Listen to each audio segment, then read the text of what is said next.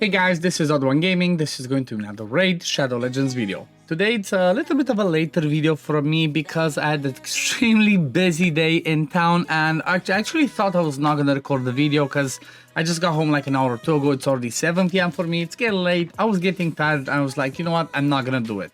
Then I started doing my dailies and well, I noticed that one of the things that's happening right now is a Fire Night tournament using only champions from specific factions. And if we look at those factions, those are the Dwarves, Shadowkin, and Sylvan Watchers. So I said, you know what, let me have a look, let me see what do I have. And obviously my normal team usually has Prince Kaimar in it, with Reset, with Lonathar as the ally attack and all that. So it was a bit tricky. I was like, I wonder what I do. And then, you know what happened? Well, this is what happened. Zinogre Blademaster escaped the vault. You heard that right. I finally had a reason to build the Zinogre Blademaster, the one that we got a while back as a fusion from the Monster Hunter collaboration, right? I fused her, I built her, I already had her booked, fully built, I just didn't have masteries.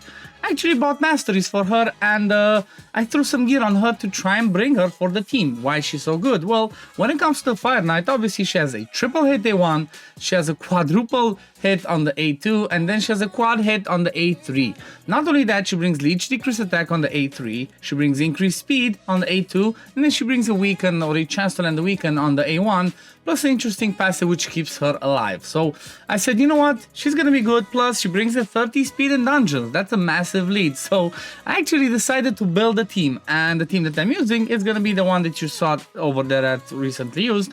I'm actually fighting stage 10, and this is the team. It is obviously like, you know, I'm not saying everybody can do it, it's an easy one. No, I do have double Gnut, right? Do have two Gnuts. It's not everybody can do that, not everybody has that, but if you're lucky enough to have that, you know, and or maybe if you don't have two Gnuts, but you maybe you're unlucky, I guess, and you have two Lady Mikages, well, I guess you just replace the second Gnut with Lady Mikage. So basically what I'm using is Zinogre, Lady Mikage, two Gnuts, and then I'm also using Ruella. So, oh yeah, another reason why, you know what, I decided to make this video today instead is because everybody's kind of making the video today on Loki, or they already did, so I'm just gonna do a video on Loki myself tomorrow, or the day after, you know, after things settle and everybody gets, you know, watches everybody else's videos and whatnot. But let's have a look at this team, and you know what, it's, the reason, again, why I wanted also to farm is because we have 3 times Savage, so you know what, there's CVC going on right now, there's 3 times Savage, we have the specific events that, at the end of the day, from my point of view, the rewards are pretty decent, right? The rewards are pretty decent, and whenever I see stuff that's related to Awakening, like these coins at the top, and also a Void Shard, I always go for it, right? Because Awakenings are the things that can massively boost your account. The one thing that I'm missing, but maybe lots of you have, is an Awakening for Zinogre Blademaster, right? If I remember correctly, when we had a fusion, we also had a path event for her, so that's you know, that's something that I was missing. And if I had that, that would have been so much better, because if I'm not mistaken, we had a 4 or a 5 star that we could have gotten for her. Like this without an Awakening, it is a little bit painful, it is a little bit worse, because even, you know what, even if I just had a single, you know, a 1-star Awakening for her, that would have been tremendous, because I could have put that Phantom Touch blessing on her, right? And by doing that, that would count as an extra hit on the boss's shield. And considering the fact that she already has triple hit on the A1 and then quad hits on the A2 and the A3, it kind of would have been, you know, it would have made it light work to just take down that shield with a few of her attacks, some ally attacks, and then, you know, easy days, happy days, easy clap, however you want to call it, right? So as you can see, I'm also going to show obviously the presets, the rotation, and the way that this one actually works for me. But one key thing I want you to see over here is that one of the Gnuts does his bash, his A3, right, the max HP hit over here. Basically, by having that happen, right, it allows me to make sure that I still have some A1s from Gnut after the boss's shield goes down, after we start doing some A1s. My faster one is gonna do the A3, right, when the shield is down, but then my slower one doesn't have the A3 for a while, so it allows me to still keep the boss's turn meter pretty much down. Obviously depends on RNG, if I get a few resist, if I don't land the decreased speed, you know, it can get tricky. However, I do not think it can really fail. Maybe one other thing that I could do to make sure that this one's even better is I can make sure that Zinogre doesn't use the A2 and the A3 on the second wave so that I can land the decrease attack on the boss, right? So if the boss does actually take a turn, then at least he has decrease attack. Okay, we do land it now, but if it didn't happen earlier, then if the boss does attack us, it gives us a chance to survive and maybe come back, because we have so many multi-hits in the team that it's just, you know, just insane. Ruella in this team brings us obviously also those decreased defense, weaken, and the decreased speed. She's just, you know, she's just amazing for that. Again, it's not guaranteed that she lands everything, but it's a pretty high chance. And you know what, considering the fact it's a 2-minute team, with what I showed you, yes, again, I do have 2 Gnut, but considering the fact that it's a 2-minute team with specifics, I'm pretty happy with this. So let's have a look at the presets, and then I'm going to show you the build. So if you look over here, on the first wave, Zinogre Blade Master can do whatever she wants. Second one, I lock her A2 because I want to make sure that once I get to the boss part, I have that A2 available to do the quad hit, turn meter boost, and the increased speed. That's the most important one. Having the increased speed on everybody in our team allows us to make sure we rotate and we come back to our abilities so that we make sure, or like, you know, we're close to 100% sure that the boss will not get a turn because we rotate our skills enough where we push his turn meter, we land the decreased speed, increased speed, you know, all that good stuff. So another thing again that I could do is maybe open that, maybe lock this one over here or something like that, and then just go with that. But the priority is make sure that you have the A2, right? Have the A2 for the boss part, open with this one, and then it should be pretty good. Now, Lady Mikage, first wave, she can do whatever she wants. Second wave, you're gonna switch form with her just for the sake of reliability and making sure everything goes well. Switch form with her, then make her use the A3 first that she, you know, puts the weaken, because Reho Bone Spear is gonna reflect the first debuffs that you throw at her. So if you start with a decreased turn meter and stun, she's gonna throw the stun back, and that's not gonna be good. So start with this weaken, then you're gonna have this stun happening, okay? And then once you go to the last wave, you're gonna metamorph again from the other form, and then you're gonna make her prioritize the A3, right? The ally attack, and then you see all those hits happening.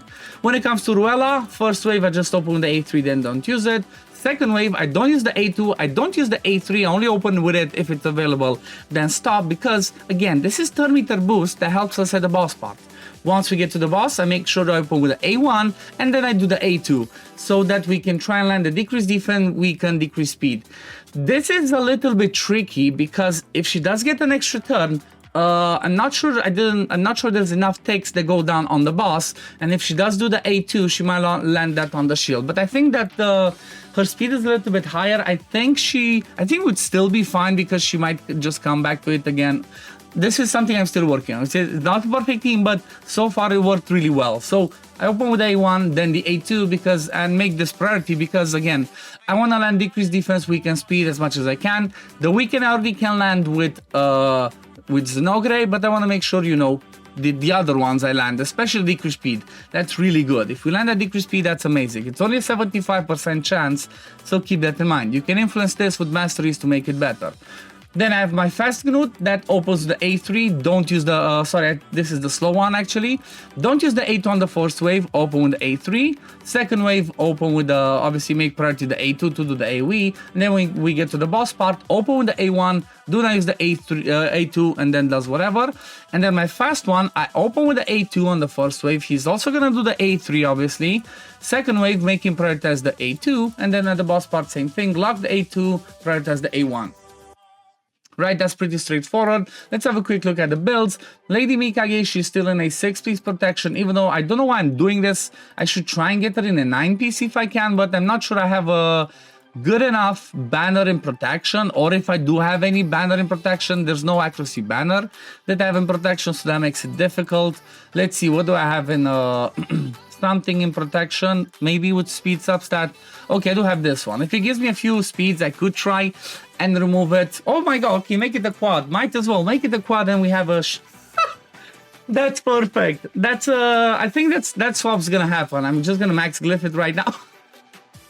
One shot, one kill. I don't care that it's only defense. Maybe I get lucky and get accuracy over here. Okay, the luck kind of stopped. I'm still gonna reroll it till I get accuracy, and then I'm gonna be able to put this on Lady Mikage, and because I still want to have a little bit of accuracy on her, right? I want to have a little bit of accuracy. I'm definitely not gonna get it. I guess I'm gonna use all the powder. Okay, never mind.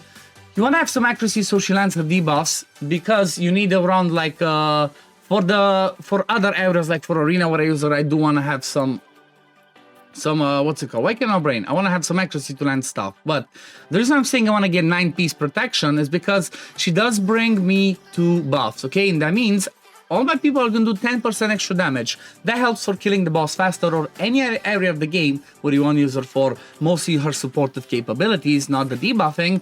Protection is going to be the best because, again, she brings 2 debuffs on this, buffs on this one, and also brings a buff on this.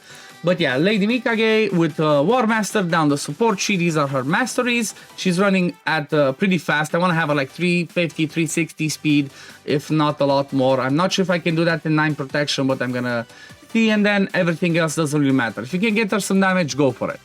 Then let's see, the Sloganut, he's in lethal. These are his stats: 255, 100% crit rate, overkill on crit damage, pretty low on defense. I would like to have this at 6k, 349 accuracy. These are his masteries.